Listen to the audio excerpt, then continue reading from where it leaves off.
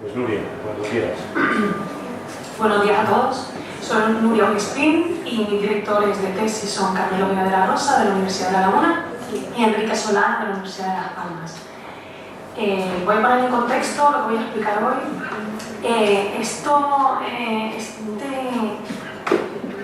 Esta es una parte, forma parte de uno de los capítulos de mi tesis, y en concreto, aprovechando que la sesión del día anterior, Santiago nos comentó que explicáramos en qué situación nos encontrábamos, introdujo una diapositiva extra que es donde podéis ver el índice completo de la tesis, ¿no? En amarillo está subrayado dónde voy a incidir hoy, ¿no? Forma parte de mi tesis, está dividida en 4 partes, en 4 capítulos importantes. Decir que mi tesis no es exactamente el nombre de lo infraordinario y lo extraordinario. Mi tesis es el arte del imprevisto de la arquitectura. Tiene un subtítulo que es la experiencia del extrañamiento en la producción de espacios arquitectónicos. Voy a destacar como 2 hitos importantes que me ayudaron a mí a comenzar y el por qué comencé yo con esta investigación. Por un lado, el concepto de extrañamiento fue acuñado como tal, como un procedimiento, un mecanismo, por un literato y un grupo de literatos y escritores rusos allá por el 1917. En concreto, Víctor Shklovsky define extrañamiento o concepto stranenie como aquellos procedimientos, aquellas técnicas en las que intentar sacar a los objetos artísticos o los procedimientos artísticos de un reconocimiento tal como es y intentar profundizar en él, no por la imagen que nos intenta proyectar, sino en sí intentar indagar qué es lo que hay detrás en ese procedimiento. En concreto, él expone que el propósito del arte es la de impartir la sensación de las cosas como son percibidas y no como son sabidas, no como son reconocidas. Habla de la técnica de extrañar como una técnica de extrañar que él intenta aplicar luego en el campo artístico, en el campo de la literatura, extrañar a los objetos, de hacer difíciles sus formas, de incrementar la dificultad en su percepción y encuentra su razón en ese proceso de percepción, que no es un proceso de percepción como un fin estético, en donde él no le da importancia al objeto, sino a ese procedimiento en sí, ¿no? Y a partir de ahí beben un montón de técnicas que son las que analizo en la parte 2 de mi tesis, técnicas artísticas, técnicas de extrañeza en la creación artística. Y ahí utilizo un binomio de técnica-autor para hablar de aquel autor que utiliza una técnica de extrañamiento, ya sea en el campo de la literatura, en el campo del teatro como Bertolt Brecht, en el campo de la música como John Cage, y técnicas situacionistas que, como veremos más adelante, en el campo urbano, ¿no? En el ámbito urbano. Me he saltado que la primera parte de la tesis tiene que ver con crear una especie de genealogía de lo extraño como una categoría estética. Intentar buscar, no se hace un recorrido cronológico, pero sí intentar buscar esos rasgos que caracterizan a una posible, en el caso de que pueda llegar a definir como categoría estética lo extraño. Y bueno, hablo del origen de lo extraño como una capacidad de asombrar, la extrañeza como una capacidad de asombrarse, ¿no? De maravillarse. Hablo de un espectro de lo extraño que va desde lo sublime a lo siniestro, en el barroco explícitamente mostrado a través de los trampantojos y las seducciones. Hay otra parte de ilusionismo, de fantasmagoría, y luego como en la modernidad, sobre todo en la arquitectura moderna, se intenta relegar de ese extrañamiento. Para no profundizar, simplemente en los 4 bloques, tratar de crear una genealogía sobre lo extraño como categoría estética, técnicas concretas en el arte que luego me van a llevar a tratar de cuestionarme, ¿eso existe en arquitectura? ¿Existen arquitectos que hablan explícitamente de una arquitectura del extrañamiento, una estética de lo extraño? Hay una parte de pedagogía que también me interesa mucho y que también he desarrollado un artículo con un catedrático de Madrid, de la Universidad Politécnica de Madrid, que lleva toda su vida, tiene un cuerpo teórico muy importante sobre técnicas o recitaciones sobre el extrañamiento. En los primeros cursos de aprender a dibujar, cómo se dibuja, él ya desde que consiguió la cátedra hizo una ruptura radical de la manera en que se dibuja y se representan las primeras ideas, los primeros bocetos. Intenta evitar lo que es un boceto tal cual transcribir un edificio a través de la representación clásica de planta, alzado y perfil, y lo que intenta es potenciar la imaginación y la creatividad del alumno en los primeros cursos. Y, bueno, y tiene toda una teoría que le he estado bastantes meses con él siguiendo, ¿no? Y a partir de ahí, en la parte 4 ya, que es la que me queda por desarrollar, son las denominadas trampas para la extrañeza, por comparación contrastada de ciertos arquitectos, que yo sí detecto que sí están englobados en el ámbito de lo que yo llamo la estética de lo enrarecido. Y bueno, y el leitmotiv de esta cuarta parte son las negaciones, las radicalizaciones y los extremos. Como arquitectos utilizan sin plano, sin norma, sin materia, sin estructura, como una parte, como una técnica proyectual, ¿no?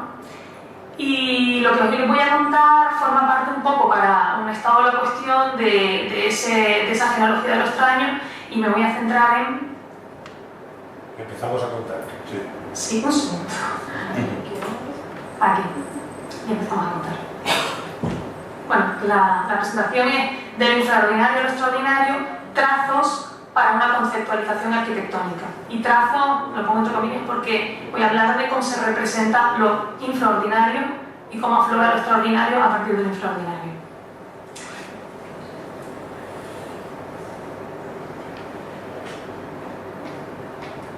Un segundo, porque no me reconocen.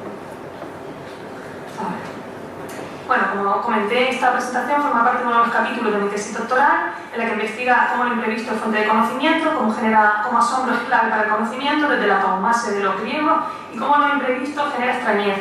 Y esa extrañeza en la tesis siempre es defendida como una ambivalencia, como un doble sentido. Una extrañeza como un estado que nos sobreviene, como un estado que no podemos controlar, que nos genera asombro, y también la extrañeza entendida como una fuente o como una posible disposición operativa para la creación en la arquitectura, a través de las trampas de extrañamiento. Por lo tanto, en definitiva, lo extraño tiene su doble ambivalencia como una categoría estética y también como una disposición operativa para la creación, tanto artística como creativa, como arquitectónica.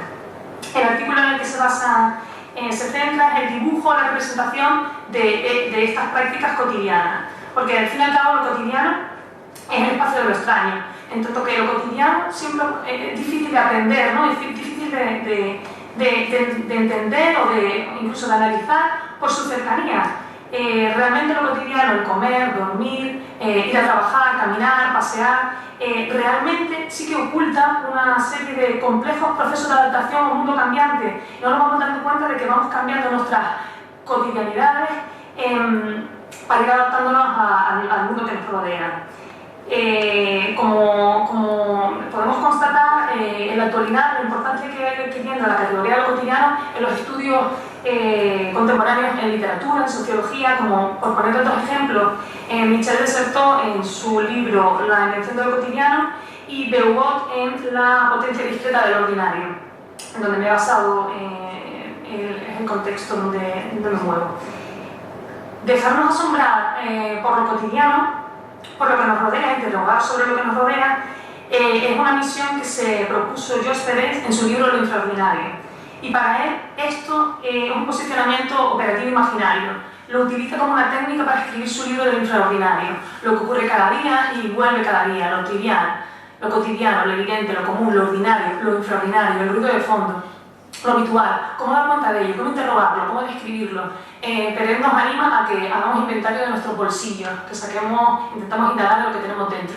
Y yo lo asimilo a una especie de posición en capas, como la epidermis, nuestra piel, en donde lo infraordinario se encuentra como se llama la hipodermis, en lo más profundo, que trata de salir, trata de aflorar hacia lo ordinario para tratar de convertirse en aquello que es extraordinario. En el ámbito urbano, comenzamos el relato en el ámbito urbano, donde nos detenemos en los pequeños negocios de París. El fotógrafo Eugène Agent trata de relatar esa vida cotidiana a través de los pequeños comerciantes de París. A finales del siglo XIX, este tipo de comercio daba vida a la ciudad, era el escenario habitual, pero él quizás es uno de los últimos que retrata porque la ciudad moderna está a punto de llegar y el auge de los grandes comercios. Por lo tanto, esta actividad es donde él posa su mirada y relata una vida cotidiana a través de esos pequeños mercaderes o tenderetes, ¿no? También en el ámbito urbano es a través de los Manhattan Landscape de Bernard Tschumi, arquitecto, donde nos presenta una arquitectura donde trata de representar una arquitectura que no solo habla del espacio y de la forma, sino también de eventos, de acciones y lo que sucede en ese espacio. Y en esa representación también trata de incluir esos eventos. Los Maganda Stramsky difiere de la mayoría de los dibujos arquitectónicos a los que estamos acostumbrados en la medida en que no son proyectos reales ni mera fantasía. El propósito de estos dibujos es transcribir lo que normalmente queda eliminado de la representación arquitectónica habitual y como convencional. Es decir, la relación compleja del espacio, el uso y el conjunto de estas relaciones, ¿no? Y su propósito tiene que ver con la ciudad moderna, ¿no? Con la ciudad del siglo XX.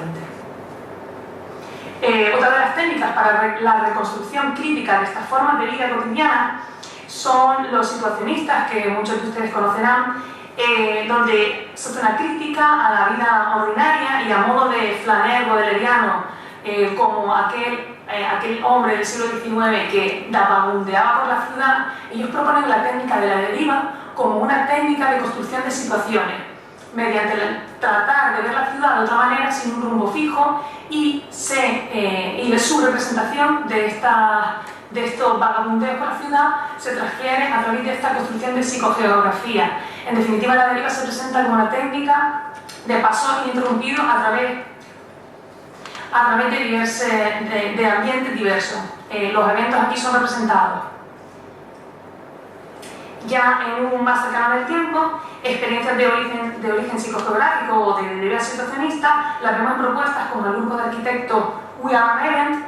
Ellos crean un personaje ficticio para dar muestras a través de un dibujo. Ya empiezo aquí a hablar de un dibujo también de mano alzada, un dibujo en axonométrica, donde tratan de ver la cotidianidad de un entorno como México. Desde su práctica buscan cuestionar los modos de representar esa arquitectura que nos rodea. Son arquitecturas cotidianas, son microarquitecturas pues nómadas, algunas de ellas sedentarias, que son casi que no tienen el carácter de arquitectura, sino como una especie de microarquitecturas, ¿no? Que están para ellos inteligentemente pensadas y que funcionan perfectamente. Y es a través de ciertos dibujos. Vemos a la izquierda el concurso, que donde también se presentan, donde predomina un dibujo a mano alzada. Podemos ver al modo de Schumi, de Bernard Schumi, esas representaciones como eventos. A la derecha también vemos otro equipo de arquitectos donde se presentan a un concurso también en el 2015, el grupo Eli, del que más adelante veremos otras propuestas, donde también se representa una arquitectura cargada de detalles, de eventos que suceden y donde las personas son importantes, ¿no? En esta representación. Casi todos los ejemplos que les voy a dar parten de una exposición que se está celebrando, es una exposición itinerante que se está celebrando en la actualidad y que hace un muestreo de arquitectos o estudios de arquitectura contemporáneos que en los últimos 10 años son casi una treintena de arquitectos que están representados a través de archipaper o dibujos en el plano, ¿no? Tratan de explicar una arquitectura que se aleja de las grandes obras, porque desgraciadamente les ha tocado vivir en estos últimos 10 años de crisis, tanto crisis económica, financiera, como una crisis también de toma de conciencia de la crisis medioambiental, y entonces recojo algunos de estos ejemplos a través de esta exposición. Nicolás Borreau habla de que la modernidad se prolonga hoy en la práctica del bricolaje, del reciclaje de lo cultural, en la invención de lo cotidiano y la organización del tiempo. Y con estos inputs voy a... Debes ir recapitulando. Sí, estoy ya en los últimos casos. Como estética de reciclaje y de collage, proyectos como el de el estudio TAP para una infraestructura de reciclaje energético, un proyecto donde, huyendo de los grandes mitos del turismo de masa, intenta recoger ciertos elementos propios característicos de la playa de San Sebastián, como son las farolas y la barandilla, y crear un artefacto arquitectónico. Otra de las estéticas que recoge la estética del reciclaje y el collage es a través del proyecto de Isaac Chinchilla para la sala VIP de Arco de Madrid en 2016, donde también trata de hacer una ruptura de lo cotidiano a través de la presentación de un collage de elementos recogidos, a través de elementos recogidos como si fuera una gran casa formada por elementos bastante heterogéneos. En el ámbito de lo doméstico también tenemos ejemplos de dibujos donde también se cuestiona cómo se representa esa domesticidad hoy en día, los espacios que forman parte, y si existe un dibujo característico con un gran despliegue, ¿no?, de elementos. Y y como, digamos, el que abre o rompe y crea un gran debate acerca de cómo se representa lo ordinario en el ámbito doméstico es el arquitecto André Jacquet con su obra Ikea Desobedience, donde la representación, como él mismo dice, no es una maqueta ni un dibujo, sino poner en valor las distintas relaciones entre las situaciones y la arquitectura que se generan. Otro de los ejemplos de André Jacquet, con esto ya termino. Y un poco para concluir, les voy a leer un poco, bueno, en el artículo lo que se intenta un poco constatar es que podemos decir que sí existe una manera de representar esas cotidianidades, cómo esos elementos siempre tienen en cuenta al usuario, siempre tienen en cuenta las relaciones que se establecen entre ellos, son dibujos bastante característicos, se utiliza mucho la perspectiva sonométrica, dibujos a mano, yo les llamo dibujos preciosistas porque son dibujos como muy detallados, abunda mucho el detalle, incluso dibujos donde hay mucha repetición, mucho montaje, ¿no? A modo de tuning.